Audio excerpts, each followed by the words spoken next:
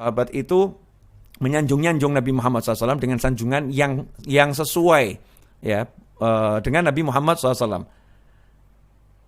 Min qabliha tibta fid dilali wa fi mustaidain haitsu yukhsaful waraqu thumma habattal bilada la basharun anta wala mudghatun wala alaku bal nutfatun tarkabus safina wa qad aljama nasran wa ahlahul gharaqu tunqalu min salibin ila rahimin idza madha alamun bada tabaku hatta ihtawa baitukal muhaiminu min khindifa aliya'ah tatahan nutuku wa anta lamma wulidta asyraqatil ardu wa dha'at binurikal ufuku fanahnu fi dzalika dhiya'i wa fin nuri wa sublir rasyadi nakhtariku.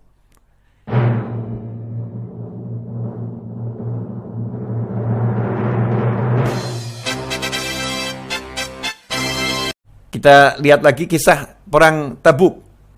Ya, ketika perang Tabuk, kita mengetahui Nabi Muhammad SAW sepulang dari perang Tabuk, paman Nabi yaitu Sayyidina Abbas bin Abdul Muttalib radhiyallahu anhu datang menemui Nabi Muhammad SAW. Sayyidina Abbas datang menemui Nabi Muhammad SAW. Ya, setelah selesai perang Tabuk. Kemudian minta izin untuk melantunkan syair di hadapan Nabi Muhammad SAW. Ini sahabat sekaligus paman Nabi Muhammad SAW selepas perang Tabuk secara khusus. Jadi bukan asal-asalan, memang dipersiapkan secara khusus datang menemui Nabi Muhammad SAW hanya untuk menyampaikan syair memuji Nabi Muhammad SAW. Pertanyaannya, apakah saat itu Rasul menolak SAW? Oh jangan, saya nggak suka dipuji-puji, saya nggak suka disanjung-sanjung. Ya, jangan lakukan itu. Apakah seperti itu? Atau Nabi SAW justru diam mendengarkan? Jawabannya adalah Nabi nggak mengusir, Nabi nggak menolak. Justru Nabi diam mendengarkan sampai selesai. Setelah itu mendoakan Sayyidina Abbas bin Abdul Muttalib dengan doa yang luar biasa. Semoga Allah menjadikan gigimu tidak rontok. Sehingga sampai wafat, Sayyidina Abbas itu tidak ada satupun giginya yang tanggal. Karena doa Nabi Muhammad SAW. Jadi karena mulutnya digunakan untuk muji Nabi Muhammad SAW, maka giginya didoakan oleh Rasul ya agar tidak rontok. Satupun nggak ada yang rontok, nggak ada yang tanggal satupun. Nah, ini bukan lagi Nabi SAW itu menolak, bahkan Rasul menegaskan, aku suka gitu. Rasul menegaskan aku suka dengan kalimat doa, diganti dengan doa. Balasnya Rasul dengan doa, aku doakan kamu agar gigimu nggak ada yang rontok. Allahumma sholli wa sallim alaihi. Nah, ini menunjukkan kalau memuji Nabi SAW itu boleh. Nah, kita lihat apa isi pujiannya. Jadi, biar jelas, kalau sahabat itu melakukan peringatan maulid Nabi Muhammad SAW. Sahabat itu menyanjung-nyanjung Nabi Muhammad SAW dengan sanjungan yang sesuai ya dengan Nabi Muhammad SAW. Min qabliha tibta fid dilali wa fi mustaidain haitsu yukhsaful waraqu thumma habattal bilada la basharun anta wala mudghatun wala alaku bal nutfatun tarkabus safina wa qad aljama nasran wa ahlahul gharaqu tunqalu min salibin ila rahimin idza madha alamun bada tabaku hatta ihtawa baitukal muhaiminu min khindifa aliya'ah tatahan nutuku wa anta lamma wulidta asyraqatil ardu wa dha'at binurikal ufuku fanahnu fi dzalika dhiya'i wa fin nuri wa sublir rasyadi nakhtariku. Ini syairnya Sayyidina Abbas bin Abdul Muttalib.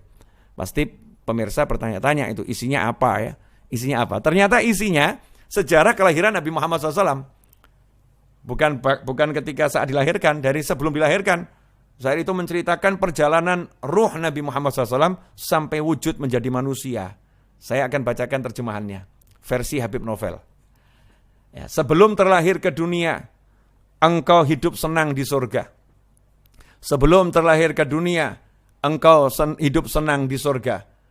Ketika aurat tertutup dedaunan, engkau tersimpan di tempat yang aman. Saya ulangi. Sebelum terlahir ke dunia, engkau hidup senang di surga. Ketika aurat tertutup dedaunan, engkau tersimpan di tempat yang aman. Kemudian engkau turun ke bumi, bukan sebagai manusia, bukan segumpal darah maupun daging, tetapi nutfah yang menaiki perahu Nuh ketika banjir besar menenggelamkan semuanya. Anak cucu Adam beserta keluarganya. Kemudian engkau berpindah dari sulbi ke rahim, dari satu generasi ke generasi berikutnya, hingga kemuliaan dan kehormatanmu berlabuh di nasab terbaik yang mengalahkan semua bangsawan. Ketika engkau lahir, bumi bersinar, cakrawala bermandikan cahayamu, kami pun berjalan di tengah-tengah cahaya, sinar dan jalan yang penuh petunjuk itu. Masya Allah. Saya mau nanya, ini kisah maulid bukan nih? Jadi apa yang dibuat oleh para ulama itu hanya penjelasan-penjelasan dari apa yang sudah dilakukan sahabat. Para ulama membuat kisah maulid Nabi SAW itu hanya melengkapi apa yang sudah dibuat oleh para sahabat. Nah, masa Nabi mau nyuruh sahabat buatin maulid saya?